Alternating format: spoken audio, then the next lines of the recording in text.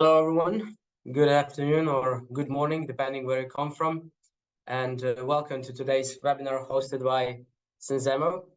And we will talk about digitalizing food safety, ensuring food safety with real-time monitoring. Speakers for today from Senzemo will be myself. My name is Blaž. I'm a project manager, and I also take care of all the partnerships at Senzemo. And with me is also my co-worker and CTO, Chief Technical Officer, Luca, who takes care over all the engineering and developments of the devices and just all the technical stuff at Senzemo.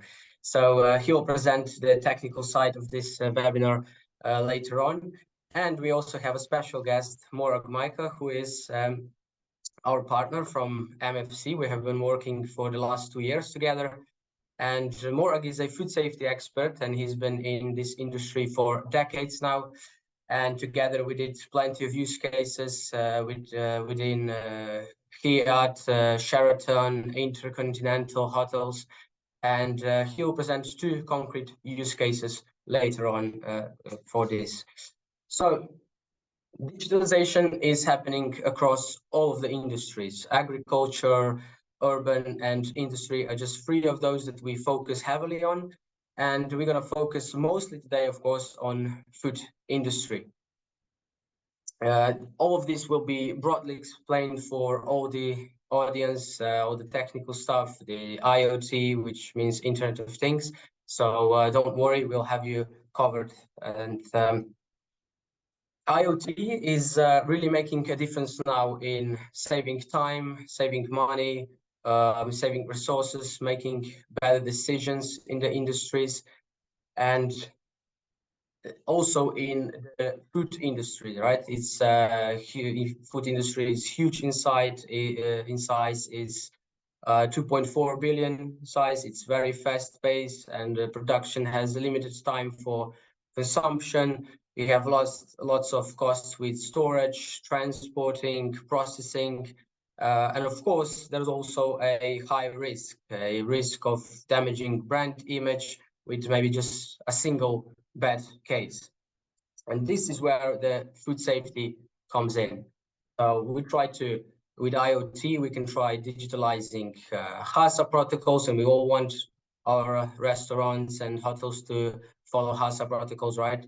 And we do that data loggings, we do temperature monitorings, asset trackings, and etc. So this is where the technology really comes in. And now I'm going to ask Luca to present this more in detail. So what IoT is, what are our solutions, and how we deal with stuff technology-wise in food industry. Please, Luca. Okay, good morning to everyone. Blaž, thank you for kind introduction. I welcome you all today. So basically, I will be really brief on the IoT topic because as I know, all of you are not familiar with the topic. So basically, the IoT is probably one of the first, let's say, applications of the internet itself. So because at the beginning we connected computers with each other, sharing the data between the computers, and later on with the World Wide Web, we actually introduced the internet to the general public. But anyway, in '99, actually the coin IoT was formed by Kevin Ashton from MIT, and then everything started. Now we have in the internet connected more than 10 billion devices. So basically more than computers and everything else. And this is really in the trend. So we expect in the next couple of years, up to 30 billion devices connected to the internet. So the benefits are of course enormous. We are actually getting data from the field, real-time data, and we can then we can optimize processes, and we can actually have more or better decisions at the end. So the basis of everything are, of course, devices. They're becoming smarter, so the processing power is better, so bigger or more capable. The communication protocols are actually nuanced and better. And of course, on the other side, the power of the devices is actually devices are much uses less energy, and that's why we actually the autonomy it's longer. So these are the basis. And on the other hand, we have a set communication protocols and everything else. So how does actually IoT work? We connect devices using various communication protocols to cloud, where we actually have special software and data analytics that we actually can use this data to actually make smarter decisions at the end. And I argue actually that basically in the new era of artificial intelligence, we will need more and more data. That's why actually the IoT will play a crucial role in this aspect as well. Please, next slide, Bash.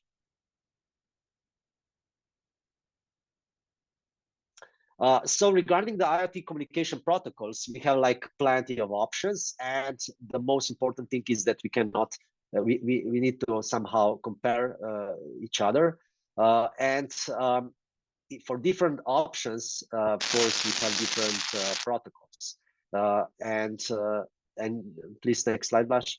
The more important thing is actually why we need communication, and actually what is the end application and use case. And there is actually no one option for all. Anyway, the 5G promises that, but we believe that it's not going to be like that.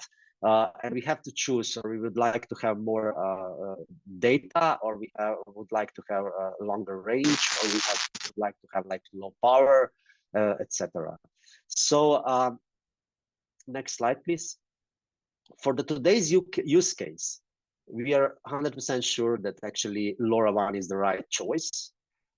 Because it offers long range, it offers low power from the communication perspective, of course. It uses license-free bands. That what it means is actually we can deploy our own network. We don't have to be an operator. It's similar as Wi-Fi. You can deploy your own Wi-Fi network, same as with LoRaWAN. And that's why we actually can get coverage in the areas where normally food safety is happening, so the kitchens, basements, etc.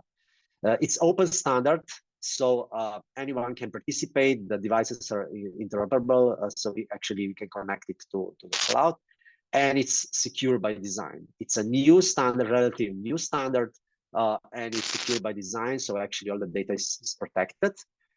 And what is the most the really good benefit of using LoRaWAN is actually that the devices connect to the cloud using multiple gateways at the same time. So basically, data redundancy it's a huge benefit. It's of course duplex communication. So basically, we have both-way communication. We can send configuration parameters back to the device, and it offers plenty of flexibility. The major let's say drawback of using LoRaWAN is actually throughput and how much data we can send in a period of time, because in this spectrum that we are using, license-free spectrum, we actually are limited by duty cycle. Normally duty cycle depends on the region, of course. Please, next slide, Flash. So in this perspective, we actually, for this use case, we as Senzemo we are offering three solutions from the device perspective, or LoRaWAN sensors. The first one is microclimate, that is actually measuring temperature, relative humidity, and air pressure. This is for air measurements. And the next two are probe sensors that are actually measuring the temperature in the medium itself. So basically this one is for food, and we have also the temperature probe similar as this one. They're all compliant with the LoRaWAN regulation, and they're like it can be used with any actually platform. It uses LoRaWAN standard.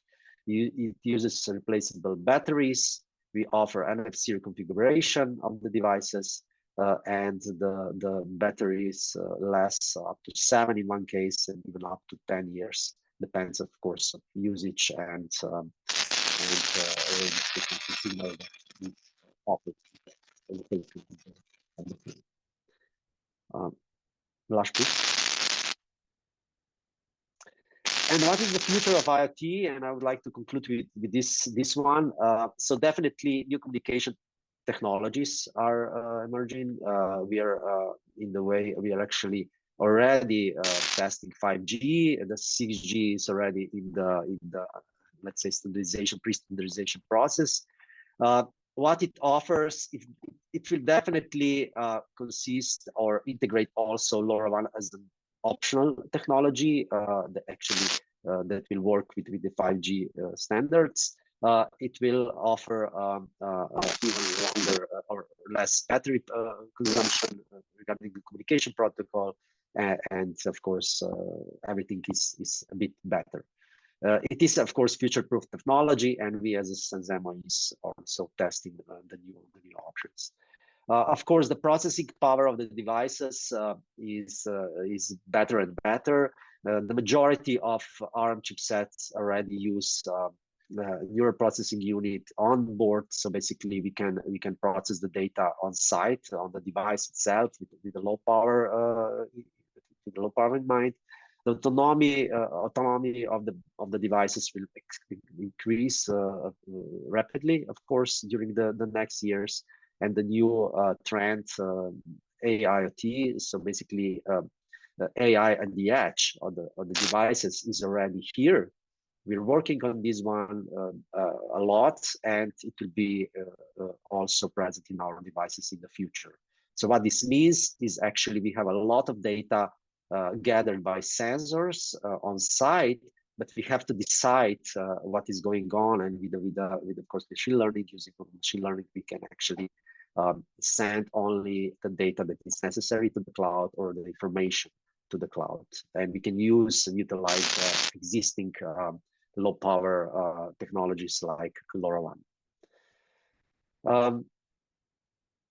Okay, that's it from my side. Thank you, and I'll stay here for questions again. Yes, thank you, Luca, for this technical explanation. I think it was really nice to know all the insights, and I hope people enjoyed that. So now I give the word. I kindly ask Morag to share his screen, and please share your side on the use cases that we did together. 2 of the concrete use cases, please. No worries, Blaz. Thank you for allowing me to present. Blaz, if you could just enable screen sharing on my side. You're 2 steps ahead of me. You've already done it. Thank you. So I'll just confirm you can see my screen. So we work in the food technology space. We work with a lot of food manufacturers, and as Blaz mentioned, some of the top hotel groups and manufacturing groups in the world. So we're what you would call an integrator, or it's where the technology actually gets applied into a real business case to save manpower or reduce risk. And so, if anyone on the call is familiar with ISO 22000 or HACCP, you'll understand that a lot of the controls that are implemented into critical control points or OPRPs or whatever they may be are temperature related. So we've had a fantastic sort of relationship to date with Senzemo. One of a lot of learning on my side. It can be quite daunting when you jump into it and realize how the breadth and that's available in this space. But yeah, it's been it's been really, really valuable to learn from Luca and the team about how smart these devices can be and what can actually happen. So yeah, it's really blue sky stuff when you realize how much computing can actually happen on a device, and you can start to engineer your own bespoke workflows and solutions for that. So most of our use case for this is what I'll call vanilla temperature control. So I've got a cold room. I've got high risk stock in that cold room, seafoods, meats and whatnot. So there's a temperature control on that to control the microbiological safety and hazard in that stock. And so, yeah, what we use are the sensors. They're very easy to implement. As you can see, they're wireless. And so, yeah, we set up the gateways, and we're able to deploy those, into some large hotels, such as Hyatt. We just implemented in Hyatt in Kuala Lumpur. Was over 100 sensors in all of their units. So what we then do is we use our own sort of data visualization platform for that. And I'll just sort of run through some of how that works. So this one here is just a general visualization of a number of fridges, so they can get a snapshot of that. So this is real-time data. And then there's, of course, a sort of more detailed view where they can go into each of the units and sort of query that information if there's an incident, or if they want to see, the history of that data. So this is all coming from the sensors. And this deployment has about 150 sensors across their business here in Australia. We're from Australia, in case you didn't pick the accent. And so, yeah, this is one sort of area that we work a lot in. And of course, this has all of the alarms and escalations and rule chains, so that, yeah, only if the temperature's above a certain time period will it alarm, and there's some hierarchies and whatnot that we build in there. So yeah, that's just sort of, I guess, a more general, probably 50%, 80% of the use case is going to be quite a simple one, where this sensor goes into the fridge. But where it got really interesting was around the cook chill process. So in most establishments, there'll be a CCP3, which is normally cooking, and chilling, a CCP4, which involves verifying that the kill step has occurred in the food. So it typically needs to reach 75 degrees Celsius or so that the microbiological safety is assured there. And then it needs to normally chill down within a certain time frame. So typically that legislation is around from 60 degrees to under 5 degrees in a 6-hour period. And in between that, you've got 60 to 21 in 2 hours and 21 to under 5 in 4 hours, otherwise known as a 2-4-hour rule. So not necessarily rocket science for anyone that's involved in food manufacture or food safety, but it is a very notoriously tricky one to monitor. And so what we've done in conjunction with Senzemo and the Food Probe is we have what we call a set and forget solution for that. So the way that we've worked on the sensors, there's a movement beacon. So when the sensors moved, we engineered it with Luca and the team so that the send rate increased to every 5 seconds. And that allowed us to rapidly grab the cook temperature. And then once the cook temperature was that data was in the database, the send rate would go back to every 10 or so minutes, and then it would monitor the chill rate there. So we're able to engineer this in a way that no sort of phone or app is needed. We have one product per sensor, and so it's very, very simple for the users. And then what they get in the end is all of that data and a verification that the food has met the cook temperature, and it's also met those chilling rates in there. So this is all this data and whatnot that would normally come out in audit, or if there's an incident or verification you might be doing. It makes that very, very simple. So yeah, the IoT in this space, I don't believe there's anything on the market that's like it, and that's definitely a combination between some great minds and also some just understanding how the hardware works, particularly the firmware on the device. So having that smarts on the device. And yeah, we're able to create a very specific food safety related solution in what we believe is a very easy one to implement. So that's sort of one I guess primary use case. And also in the kitchens, once you do have the sensor, they can also be used for things like hot boxes, dishwashers, buffets. So it's not limited to simply the cook, the cook and chill process. Also the spot check, so for something like incoming goods, we also integrate that with the application. So yeah, it's a very versatile tool. How am I going for time, Blaz? Have I chewed into my 5 minutes yet? Would you like to take it back, or would you like anything else for me to run through? If you have anything to add, you can add. If you have more, no problem. If you think. Yeah, no worries. So what this enables us to do is to, I guess, enact what I'll call industrial food safety management. So if we look back to some years ago, and to this day, the food industry is still very, I would say, backwards in this step. Mostly it's still paperwork. So it's still folders and check sheets, and all of that gets put into an archiving system. So and then we come along with digital forms, and that's good. That's a digitization of a process, but it still requires some person to go and verify that, and that can be falsified. So the authenticity around the data is also not strong. But yeah, things like the sensors, they then allow us to fully automate some of these processes. So in the end, a lot of the food safety ends up being a surveillance process and verification process, rather than the monitoring can be continuously automated. So if you think about a one restaurant, then think about 10, then think about 50, or a store or a hotel chain that might have, in this region in Australia and Southeast Asia, many hundreds of hotels. This type of technology and this type of solution really does cut down on the manpower and has a superior sort of risk management process for that HACCP requirement, or ISO 22000 or SQF or whatever it may be. So yeah, it's been a game changer for us, and yeah, the sensors and as I said, the team at Senzemo, the hardware keeps getting better and better.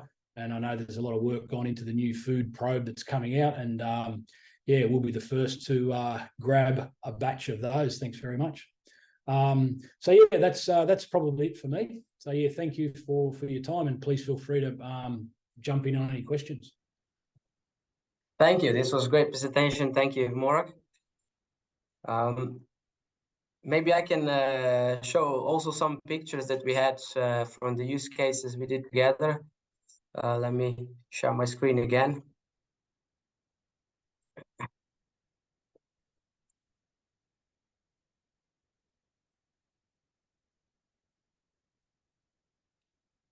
So this was at the Tasty Fresh. Okay, so you might need to just a second.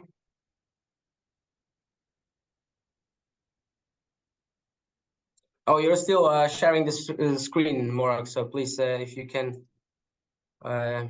disable that, I can jump in. No problems.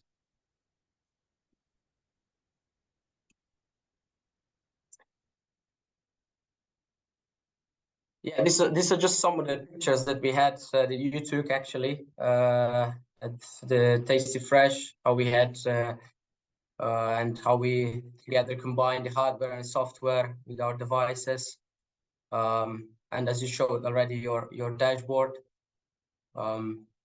So yes, if any of attendees now are interested or have any questions, please proceed. I already have actually two here from the. One of them is Johannes Kom. He says, how can smaller businesses smoothly integrate digital food safety systems into their existing operations? Morag, maybe this one can be for you. This question. Yeah, good question. Obviously, this technology does cost money, but yeah, I think it just depends on the scope of what you're talking about. Probably in no matter what size it is, as I was saying, probably 50% of your food safety management system is going to be temperature control. So I think the lowest hanging fruit is to, grab yourself a gateway, grab yourself a handful of sensors and automate that part of it.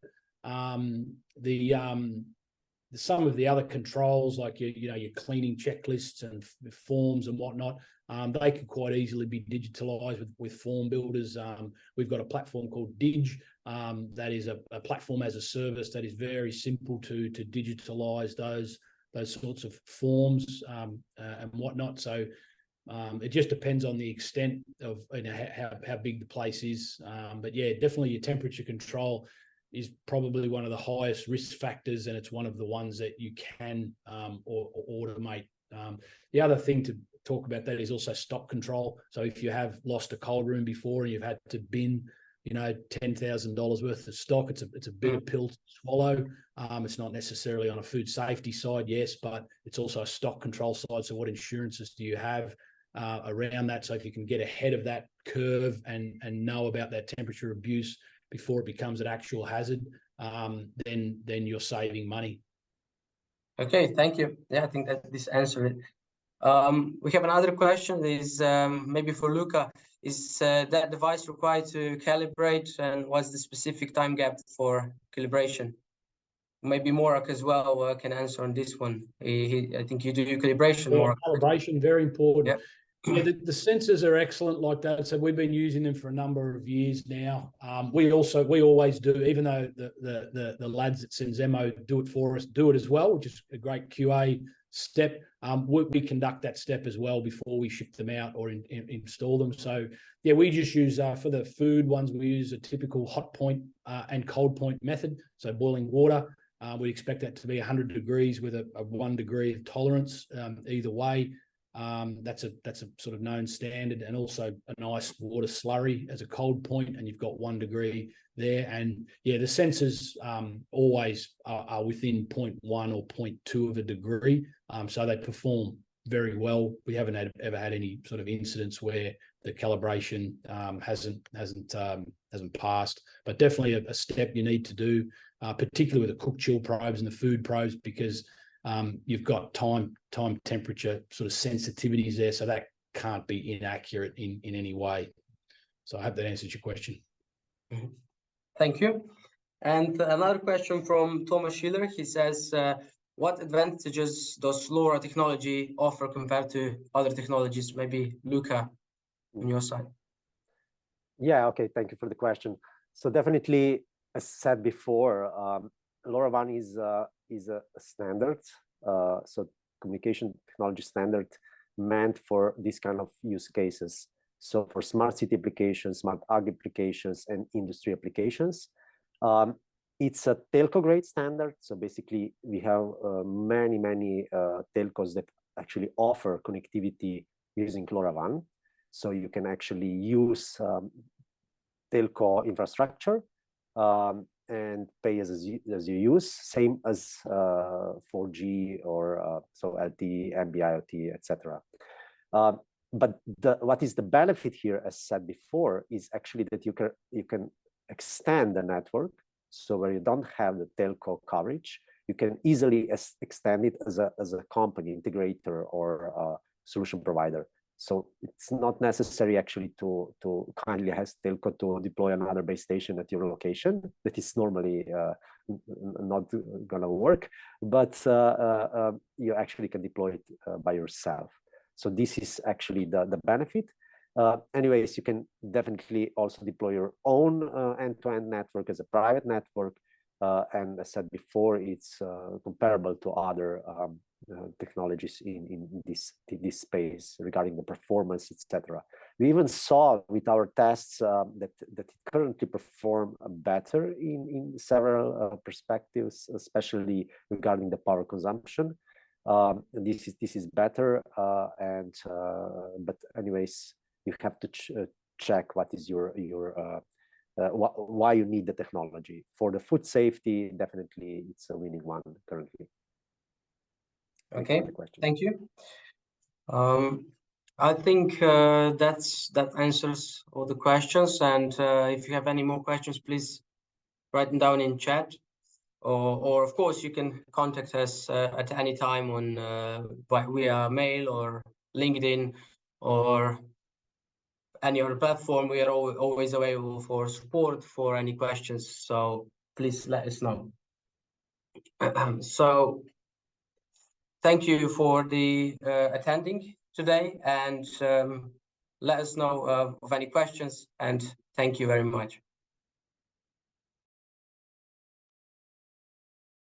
Excellent. Thank you, Blaise. Thanks, Luca. Thanks to everyone for coming. Okay. Thank you. Thank you, Morag. Good. Talk to you soon.